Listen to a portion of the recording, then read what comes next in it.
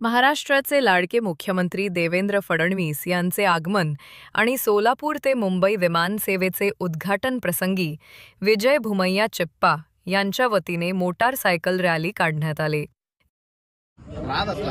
नमस्कार, मी विजय चिप्पा।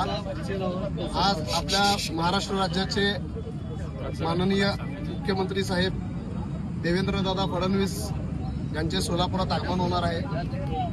ते थोड्याच वेळात सोलापुरात आगमन करतील व सोलापूर टू मुंबई, मुंबई टू सोलापूर या विमानाच्या उद्घाटनाप्रसंगी ते येणार आहेत।